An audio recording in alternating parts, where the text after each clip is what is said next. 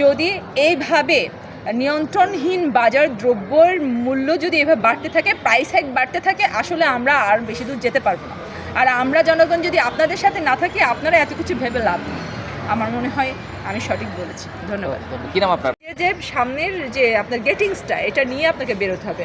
সেই গেটিংস আপনার কী কী লাগছে, প্রতিদিন ঘুম থেকে ওঠার পরে আপনার সঠিকভাবে একটা নাস্তা করতে গেলে প্রতিটা চাকরিজীবী বলেন, পরিশ্রমী যে হোক, সকালে যদি আপনি রাজার মতো খান, তাহলে সারাদিন আপনি সঠিকভাবে পরিশ্রম করার জন্য যে মেধাটুকু, সেই মেধা পরিশ্রম আপনি করতে পারবেন। এবং কায়িক শ্রম যদি করতে চান, তাহলে আপনাকে আরও বেটার ইনটেক করতে হবে। আপনি ইনটেক করতে যদি না পারেন, তাহলে আপনি দুর্বলতা নিয়ে তো আপনি সব করতে পারেন না। যারা পরিশ্রম করছেন শারীরিকভাবে, তাদেরকে আমি এটা নিশ্চিত করতে চাই, তারা যেন সঠিকভাবে প্রোটিন খেতে পারে, ভিটামিনস নিতে পারে, মিনারেল নিতে পারে।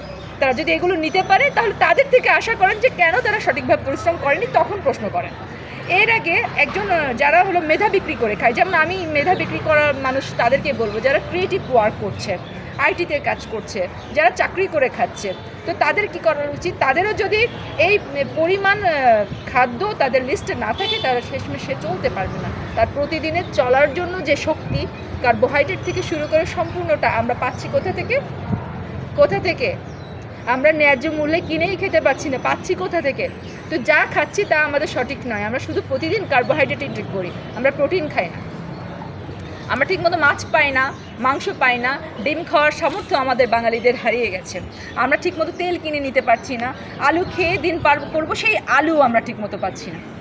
এটা ছিল এক সময়কার সময়ে যখন যুদ্ধ হতো, যুদ্ধের পরপর দেশের একটা অরাজক পরিস্থিতি ছিল, মানুষ আটা ঘুটা খাইতো। আমার বাবার মুখে শুনছি যে চাঁদপুরে আমি তো আর যুদ্ধ করতে পারিনি রে, আমি তখন পানি খাওয়াতাম মানুষকে। আর মানুষ যখন ভ্রাম্যমানভাবে একদিক থেকে একদিক হেঁটে যেত, তাদেরকে আমরা ডেকে এনে আটা খাওয়াতাম। আমরা নিজেরাও আটা খেতাম, তারাও আটা খেত।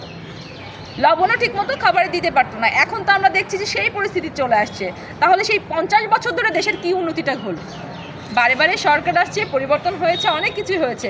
আমার কথা হলো, কী উন্নতিটা আমরা শেষমেশ পেলাম? আমরা বারবার মেধা জাতি তৈরি করেছি, শিক্ষিত তৈরি করেছি, কিন্তু কোন শিক্ষায় আমরা পৌঁছাইছি? যখন আমরা দুটো মানুষের সামনে দুটো কথা বলতে হবে, সঠিক জবাবে কথা বলতে পারি না। কেন? আমাদের প্রথম থেকে পুষ্টির ঘাটতি আছে। আমরা সার্বভৌমত্ব আন্দোলন, আমরা চেষ্টা করছি যে পুষ্টিহীনতার ভোগা যত মানুষ আছে, তারা সেখান থেকে যেন আস্তে আস্তে পুষ্টির দিকে যেতে পারে। আমার কথা হলো, খাবার পাওয়া, পেট ভরা, এ দিয়ে চলবে না। তো এই দিয়ে যদি চলতেই হয়, তাহলে জাতীয় ওইভাবেই চলবে, পঙ্গুর মতো। আমরা চলছি পঙ্গুর মতো, অলরেডি আমরা পঙ্গুদের মতোই চলছি। আমরা একদিকে পাচ্ছি তো আরেকদিকে হারাচ্ছি। আমরা দুটো খেতে গিয়ে যুদ্ধ করছি। তাহলে এই দেশ কি আমাদের কাম্য ছিল? আমরা স্বাধীন জাতি, আমরা বলছি। প্রতি জায়গায় দেখেন আলুর সেই ব্যাপারটা আবার আসছে। ভাইয়া ফুয়াদ ভাই বললেন যে যেটা 20-25 টাকায় আড়ত থেকে আমরা পেয়ে যাই।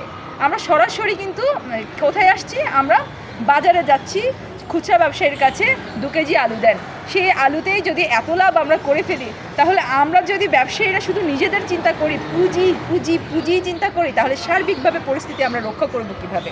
রক্ষার ক্ষেত্রে আমাদের চেষ্টা থাকতে হবে সঠিকভাবে উৎপাদন হোক, আমাদের কৃষক সবার আগে শক্তি পাক। আমার কৃষক পরিশ্রম করবে, দেশের মানুষ হিসেবে সে সবার আগে শক্তিতে, বুদ্ধিতে, সুস্থতায় সে যেন ঠিক থাকে। সে ঠিক থাকলে অর্থের চাকা ঠিক থাকবে।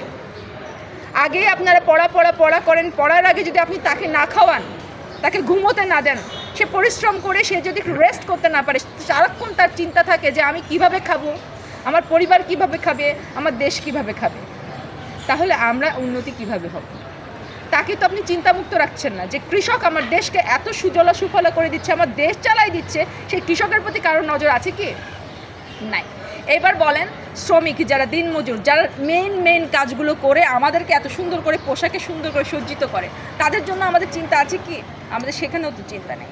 আমাদের দেশের যে একের পর এক আমি দেখেছি সরকার পরিবর্তন, সরকারের উন্নতি, সরকারের মানে ওই ট্রাইব্যুনালটুকুই সুন্দর থাকে। যারা দেশ চালাচ্ছে, আমরা দেখছি খুব চালাচ্ছে, শেষমেশ আমরা যারা ভিকটিম হচ্ছি, আমরা কিন্তু ভিকটিম পরিবাররা কিছু পাচ্ছি না।